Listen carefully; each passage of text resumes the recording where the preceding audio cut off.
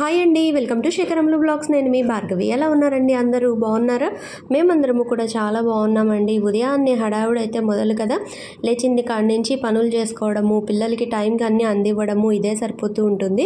ముందైతే పిల్లలకి breakfast lunch చేసి అక్కడ పెట్టేశానంటే తర్వాత నేను ఏ పనులు చేసుకున్నా వెనక ముందు చేసినా కూడా నాకు ఏ ప్రాబ్లం ఉండదండి. ఫస్ట్ అయితే ఈ పని అయిపోవాలి. ఆల్మోస్ట్ అందరు మదర్స్ మనం సఫర్ అయ్యేది దీని గురించే కదా. ఇంకా నేను కూడా ఉదయాన్నే పిల్లలకి బ్రేక్ఫాస్ట్ అయితే ఇవ్వడం కోసం అయితే ప్రిపేర్ చేస్తున్నాను. ఇడ్లీ పిండి పేరుకి రుబ్బుతాను, కానీ ఇడ్లీ పిండి అని దాంతో ఇడ్లీ వేయడం అనేది అసలు జరగని పని. చాలా తక్కువ అండి అసలు ఇడ్లీ వేసుకోవడము. ఎప్పుడు దోశల్లాగే వేసుకుంటూ ఉంటాము. దిబ్బ రొట్టెల్లాగా కొంచెం లావుగా వేస్తే దిబ్బ రొట్టెల్లాగా వేసి ఇచ్చినా తినేస్తారు. అయితే ఈరోజు ఉదయాన్నే బ్రేక్ఫాస్ట్కి ఇడ్లీ పిండి ఉంది, ఇడ్లీ వేస్తానారా అన్నాను. ఆల్రెడీ నిన్న వీడియోలో మీకు చెప్పాను కదా, పునుగులు వేశాను, కాస్త పిండి రుబ్బాను అని చెప్పనని. అయితే నైట్ డిన్నర్కి కూడా మళ్ళీ అట్లు వేసుకుందాము అని అంటారు, లేదంటే గిన దిబ్బ రొట్టెలాగా వెయ్యి అని అంటారు. బ్రేక్ఫాస్ట్ అయినా సరే ఇడ్లీ వేస్తా అంటే వద్దంటారండి. నిన్నంటే పునుగులు తినేసాము అయిపోయింది అనుకోండి, ఇవాళ పొద్దున్నారే ఇడ్లీ వేస్తానారా అంటే జీవన్ ట్యూషన్ నుంచి రాగానే అమ్మ బ్రేక్ఫాస్ట్ ఏంటి అన్నాడు. ఇప్పుడే కుక్కర్ పెట్టాను నాన్న, ఇగో పిండి తీసి బయట పెట్టాను ఫ్రిడ్జ్లోంచి, ఇడ్లీ వేస్తున్నాను అంటే అమ్మ అట్టేయవా, కొంచెం పల్చగా వెయ్యి, అంచులు కరకర కాలేలా వెయ్యి అని చెప్పి వాడి టర్మ్స్ అండ్ కండిషన్స్ అన్నీ చెప్పి వెళ్ళాడు. కెమెరా అది కూడా వాడే సెట్ చేశాడండి. నేను చేసుకుంటూ ఉంటే సరే టైం అయిపోతుంది కదా నువ్వు చెయ్యి నేను సెట్ చేస్తాను అని చెప్పి నేనైతే చేశాడు. ఇంకా అట్టు వేయమన్నాడు కదా అని చెప్పి ఇంక ఇది అయ్యే పని కాదులే అని పిండి కొంచెం పల్చగా చేసేసి అట్లలాగా వేసేస్తున్నాను. ఇడ్లీ పిండి అయినా సరే మీరు చూడండి వీడియోలో, కొంచెం పల్చగా చేసేసుకొని అట్టు వేసుకున్నామంటే చాలా పల్చగా వస్తుందండి. అచ్చం దోశలు తిన్నట్టుగానే ఉంటుంది, కాకపోతే కొంచెం కరకరా ఉంటుంది, ఎందుకంటే ఇందులో రవ్వ ఉంటుంది కాబట్టి. ఇంకా నేను వాడు అడిగాడు కదా అని చెప్పనని పిండి కొద్దిగా పల్చగా చేసేసి అట్లయితే వేసి ఇచ్చేస్తున్నాను. ఆల్రెడీ రైస్ పెట్టేశాను. లంచ్కి ఏమో కూర ప్రిపేర్ చేస్తాము అంటే వాడు వచ్చేసి నిన్న ఉసిరికాయ ఆవకాయ పెట్టాను కదా, వాడికి ఇష్టము జీవన్కి, అందుకు అది పట్టుకెళ్ళిపోతానమ్మా పచ్చడి చేసావు కదా అని అన్నాడు, లేదంటే పప్పుల పొడి తీసుకెళ్తాను అన్నాడు. నిన్న ఆల్రెడీ చెప్పా కదండి మీతోటి, అవి రెండు ఉంటే చాలు మాకు అని చెప్పనని వాడేమో ఇంకా ఆవకాయ పట్టుకెళ్తాను అన్నాడు. సరే ఇంకా హడావిడి లేదులే అని ముందు బ్రేక్ఫాస్ట్ ఇచ్చేసి, ఆల్రెడీ రైస్ అయిపోయింది, ఇంకా అది వెయిట్ దిగాక చల్లారి పెట్టేసి కలిపిద్దాంలే అని చెప్పనైతే అనుకున్నాను. ఇంకా దోశలు అయితే వేస్తున్నాను. ఇక్కడ దోశలు వేసేటప్పుడు నాకు వచ్చిన కొంచెం ఒక కామెంట్ అండి, అంటే ఆవిడ చాలా రిక్వెస్ట్గా 2-3 సార్లు అడిగారు, దోశ పెనం ఎక్కడ కొన్నావు భార్గవి, ఎక్కడ కొన్నావు అని చెప్పనని. మీరు ఏ ఊళ్ళో ఉంటారో నాకు తెలియదండి, మేమైతే మచిలీపట్నంలో ఉంటాము. ఆల్రెడీ మీకు తెలిసే ఉంటుంది, చాలా వరకు కామెంట్స్లలో అడుగుతూ ఉంటారు మీది ఏ ఊరు అని చెప్పనని. అయితే మీరు పెనం గురించి అడిగారు కదండి, అడ్రస్ ఉంటే ఇవ్వండి, ఫోన్ నెంబర్ ఉంటే ఇవ్వండి అని అడిగారు. అడ్రస్ అయితే చెప్తానండి, ఫోన్ నెంబర్ అయితే నాకు తెలీదు. ఎక్కడంటే వెంకటేశ్వర థియేటర్ సందులో నుంచి మీరు కొద్దిగా లోపలికి వస్తే, కొంచెం లోపలికి వస్తే అక్కడ మళ్ళీ రైట్ సైడ్ ఇంకొక సినిమా థియేటర్ సందు వస్తుంది కదా, దాని ఆపోజిటేనండి. ఆ సందు ఆపోజిట్లోనే ఉంటుంది ఇల్లు. షటరు ఇల్లు అన్నీ ఒకటే షాప్ అది. అయితే వాళ్ళ దగ్గర కొన్నానండి నేను. మీరు వెంకటేశ్వర థియేటర్ నుంచి నేరుగా లోపలికి వచ్చేసేస్తే శంకరమఠం రోడ్డు, ఆ రోడ్డు తిన్నగా మీరు కొంచెమే జస్ట్ సందులోకి వచ్చారంటే కినా మీకు లెఫ్ట్ సైడ్ వస్తుంది షాపు. స్టవ్వులు, ఇలా మూకుళ్ళు, ఇంకా బోల్డ్ అని ఉంటాయి వాళ్ళ దగ్గర అన్నీ, అవన్నీ అమ్ముతూ ఉంటారు సామాన్లన్నీ కూడాను. ఇనుప మూకుళ్ళు, ఇనుప పెనాలు, స్టవ్వులు, గరిటెలు, ఇలాగా అంటే హార్డ్వేర్ షాప్ లాగా కనిపిస్తుంది, కానీ మనకి ఇలాంటివన్నీ కూడా ఉంటాయి. గరిటెలు పెద్ద పెద్దవి ఇట్లాంటివన్నీ కూడాను అక్కడ తీసుకున్నానండి నేను. ఇదిను ఆ పెద్ద మూకుడు రెండు కూడా వెయిట్ని బట్టి కాస్ట్ అనమాట. నాకేమో పెనం వచ్చేసి 300 రూపీస్ పడిందండి, చాలా బాగా యూజ్ అవుతుంది. అదేవిధంగా మూకుడు కూడాను. దోశ పెనం అయితే చాలా సాటిస్ఫై నేను. మూకుడు కూడా ఏంటంటే ఇంకా అది తుప్పు పట్టే లక్షణం అన్నప్పుడు మనం దాన్ని ఏం చేయలేమనుకోండి, ఇంకా దాని సహజ గుణం అది వదులుకోలేదు కదా. పెనం మాత్రం అక్కడ కొన్నానండి. ప్రైస్ అయితే మాత్రం 300 రూపీస్. అడ్రస్ మీకు అర్థమైందని అనుకుంటున్నాను. అండ్ అదేవిధంగా ఫోన్ నెంబరు అవైతే నా దగ్గర లేదండి. నేను కొని కూడా 1 ఇయర్ అవ్వొస్తుంది దగ్గర దగ్గర 1 ఇయర్ అవ్వొస్తుందా, లేదు 1 ఇయర్ అవ్వలేదులేండి, 6 మంత్స్ అవ్వొస్తుంది పెనం కొనుక్కొని. ఇదిగో ఈ మూకుడు కూడా అదే ఆలోచిస్తున్నాను నేను. బాగా ఆయిల్ ఐటమ్ చేయక మూకుడు కూడా చక్కగా సీజనింగ్ అయ్యి బాగుంటుందేమో అని అయితే అనుకుంటున్నానండి. ట్రై చేస్తున్నాను బాగా, దానికోసము ఎక్కువగా ఇదే యూజ్ చేస్తూ ఆయిల్ ఐటమ్స్ ఎక్కువగా చేస్తూ అలా ట్రై చేస్తున్నాను. ఆ బుజ్జి మూకుడును ఇది రెండును. సరే ఇంకా అక్కడైతే బ్రేక్ఫాస్ట్ జీవన్కి ఇచ్చేసాను.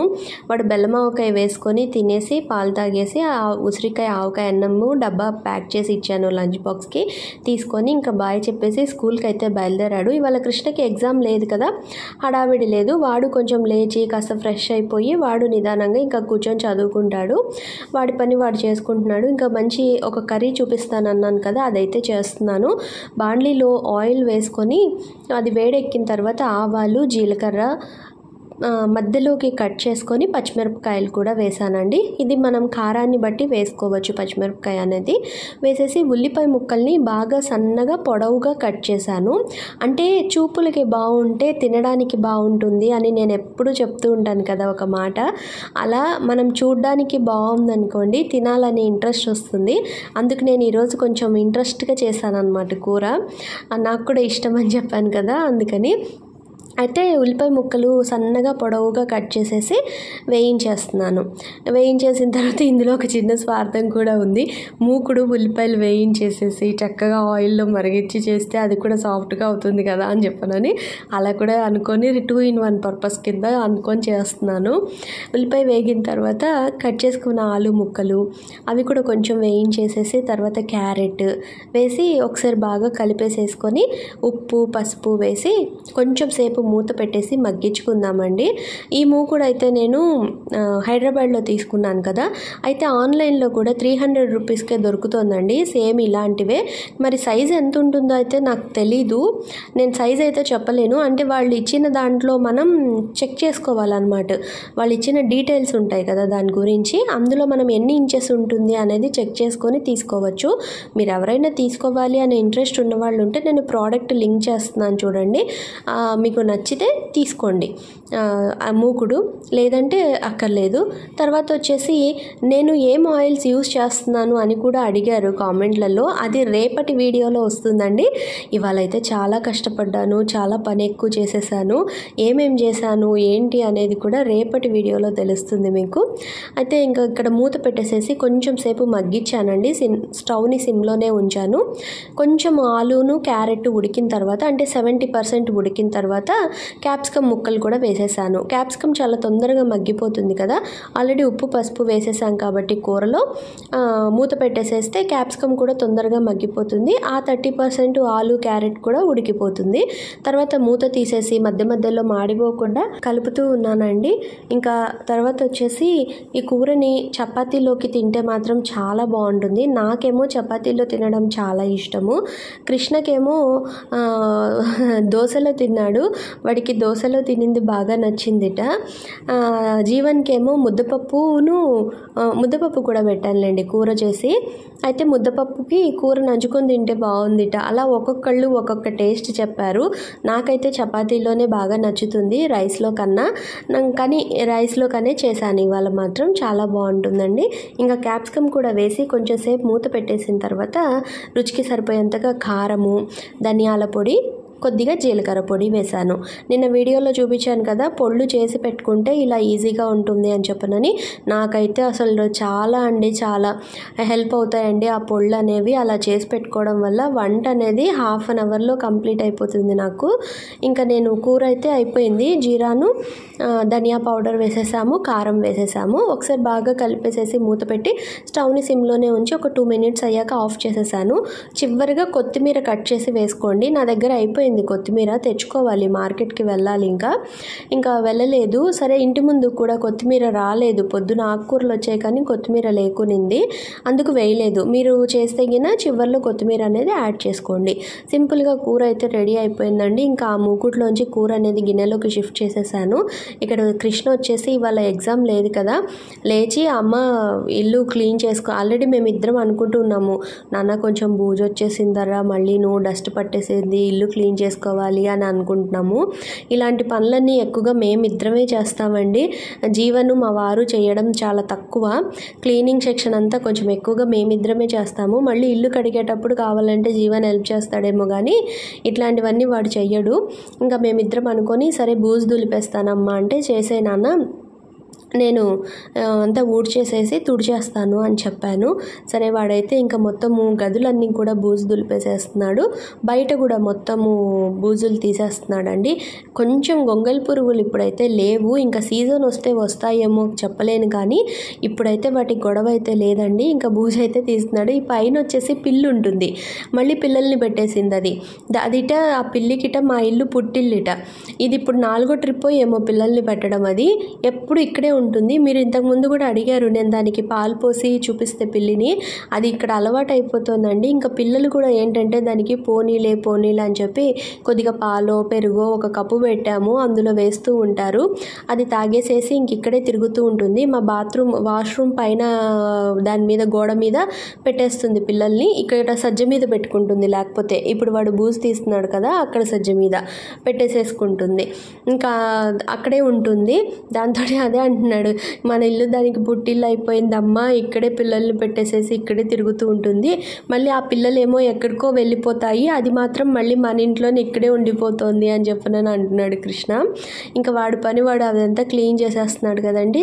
ఇక్కడ వచ్చేసి నేను మీకు దోసకాయ చూపిస్తా అన్నాను కదా, నా స్టైల్లో దోసకాయ అయితే చేసి చూపిస్తానండి. చాలా బాగుంటుంది. చాలా సింపుల్ ప్రాసెస్లో నాకు తెలిసినట్టుగా చూపిస్తాను. అలాగే ఎక్కువ మొత్తంలో వేసుకునే వాళ్ళైతే ఒక విధంగా వేసుకోవచ్చు, చెప్తాను నేను అది కూడాను. లేదు ఇలాగ ఇన్స్టెంట్గా నాలాగా ఒక్క కాయతోటి చాలు మళ్ళీ ఫ్రెష్గా వేసుకోవచ్చు అని అనుకునే వాళ్ళకు కూడా తెలుస్తుంది. అండ్ అలాగే కొత్తగా వంట నేర్చుకునే వాళ్ళు కూడా చాలా ఈజీగా పెట్టేసుకోవచ్చు. అబ్బో మనం కూడా ఊరగాయలు పెట్టేసేసుకుంటున్నాము అనే ఫీలింగ్ అయితే వచ్చేస్తుంది. నాకు వచ్చిన పచ్చళ్ళల్లో బాగా వచ్చిన పచ్చడి ఇది కూడా ఒకటి. అయితే దోసకాయ గట్టిగా ఉన్న దోసకాయ తీసుకోవాలి. మరి పండుకాయలాగా ఉండకూడదు, కొంచెం బాగా గట్టిగా ఉండాలి. ఎల్లో కలర్లో ఉండాలి కాయ అనేది. గట్టి కాయని చిన్న చిన్న ముక్కలుగా కట్ చేసుకోవాలండి. చేదు చూసుకోవాలి ఫస్ట్. చేదు చూసుకొని గింజల పలంగానే వీడియోలో చూపించినట్టుగా చాలా చిన్న చిన్న ముక్కలుగా కట్ చేసుకొని ఆ ముక్కలన్నీ కూడా ఒక బౌల్లోకి వేసేసుకొని తడి లేకుండా చూసుకోండి. కాయ కానీ కడిగేసి తుడిచేసి కట్ చేయండి. అలాగే తీసుకున్న బౌల్ కూడా తడి ఉండకూడదు. బట్టతోటి నీట్గా బౌల్ని కూడా తుడిచేసేసుకొని ఈ ముక్కలన్నీ కూడా అందులో వేసేసుకొని ఆ తర్వాత చూపించాను కదా మీకు నేను వీడియోలో చూపించినట్టుగా 1/2 గ్లాసు ఉప్పు వేశాను. అదేవిధంగా 1 గ్లాసు కారం వేశాను, 3/4 గ్లాసు ఆవపిండి వేశాను. మరి ముక్కలు ఎన్ని వేసావు భార్గవి అనే డౌట్ మీకు రావచ్చు. ఇదే గ్లాస్ తోటి 3 గ్లాసులు అయితే ముక్కలు ఉన్నాయండి. ఫస్ట్ మీరు ముక్కలు కొలుచుకోండి. 3 గ్లాసులు ఉంటాయి ముక్కలు, కొంచెం తక్కువ ఉన్నా పర్వాలేదు. 3 గ్లాసుల ముక్కలకి నేను ఇప్పుడు చూపించిన మెజర్మెంట్ తోటి మీరు వేసుకున్నారంటే గిన ఉప్పు కారము ఆవపిండి పర్ఫెక్ట్గా సరిపోతుందండి. కావాలంటే ఉప్పు 1 రవ్వ తగ్గించుకోండి, కొంచెం తగ్గించుకొని మళ్ళీ కావాలంటే కలుపుకున్నా తప్పులేదు. మరి ఎక్కువైపోతే కష్టం కదా, మళ్ళీ దానికి ఇంకొక కాయ కలపాల్సి వస్తుంది, మళ్ళీ కాయ కలిపి మళ్ళీ కారం కలపాల్సి వస్తుంది, బోల్డ్ అయిపోయి కూర్చుంటుంది. ఇప్పుడు వచ్చేసి నేను మళ్ళీ కొంచెము ఇంగువ అయితే వేసానండి. ఇంగువ ఎందుకు వేసావు భార్గవి అంటే అసలు అక్కర్లేదు, వేయాల్సిన పని లేదు. కానీ ఫ్రెష్ ఇంగువ మనం అందులో వేసి నూనె పోసి కలిపేసామంటే పచ్చడి మంచి సువాసన వస్తూ ఉంటుంది. అలాగే టేస్ట్ కూడా చాలా బాగుంటుందండి ఇంగువ వేయడం వల్ల. అది కూడా నేను ఎక్కువ క్వాంటిటీలో చేయట్లేదు, ఎక్కువ రోజులు నిలవ ఉండేలాగా చేయట్లేదు. జస్ట్ 1 కాయతోటి చేస్తున్నాను. మహా అయితే 1 వారం రోజులు, లేదా 10 రోజులు, అంతకన్నా ఎక్కువ అయితే ఉండదు కదా. అందుకు నేను ఈ విధంగా మంచి టేస్టీగా స్మెల్ అసలు మూత తీస్తేనే మంచి సువాసన వచ్చేలాగా ఉంటుంది పచ్చడి మాత్రము. తర్వాత వచ్చేసి నూనె కూడా అదే గ్లాస్ తోటి 1 గ్లాసు నూనె వేశాను. ఇక్కడ దోసకాయకి అనేది నూనె ఎక్కువ పట్టదండి, అది చాలా వెంటనే ఊరిపోతుంది. నూనె అనేది చాలా ఎక్కువగా తీసుకోదు, అది బాగా నూనె తేరిపోతుంది. అందుకు మనం చాలా జాగ్రత్తగా చూసి నూనె కూడా మనం చూసి పోసుకోవాలి. నేనైతే ఇప్పుడు మీకు చూపించిన గ్లాస్ తోటే ఫుల్ గ్లాస్ పోయలేదు నూనె, కొంచెం తక్కువగా గ్లాసు నూనె అయితే పోసాను.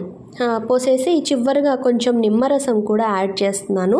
ఇది కూడా ఆప్షనల్. నిమ్మరసం మీకు ఇష్టమైతేనే పిండుకోండి, లేకపోతే అక్కర్లేదు. నార్మల్గా అయితే అవసరం లేదు. ఎక్కువ రోజులు ఉండేలాగా ఆవపిండి, ఉప్పు, కారం ఈ మూడే కలిపి పెట్టుకుంటాము. నేను కొంచెం క్వాంటిటీలోనే చేస్తున్నాను. ఫ్రిడ్జ్లో పెట్టుకుంటాం కాబట్టి ఎలాగోను నిమ్మరసము, ఇంగువ 2 యాడ్ చేశానండి. ఇవి 2 యాడ్ చేయడం వల్ల పచ్చడి టేస్ట్ అనేది డబల్ అవుతుంది. చాలా బాగుంటుంది పచ్చడి. వేడివేడి అన్నంలో కలుపుకొని తింటే ఆ ఇంగువ సువాసనతోటి, అదేవిధంగా లైట్గా పుల్ల పుల్లగా ఆ దోసకాయ ముక్కలు క్రిస్పీగా తగులుతూ చాలా బాగుంటుంది పచ్చడి. రెసిపీ అయితే మీకు నచ్చిందని అనుకుంటున్నానండి. ఛానల్ ఎవరైనా ఫస్ట్ టైం చూస్తున్న వాళ్ళైతే తప్పకుండా సబ్స్క్రైబ్ చేసుకోండి. అలాగే చూస్తున్న వాళ్ళందరూ కూడా రెసిపీస్ ఎలా ఉన్నాయి అనేది మీ కామెంట్ ద్వారా నాతో అయితే చెప్పండి. Thank you for watching. Bye.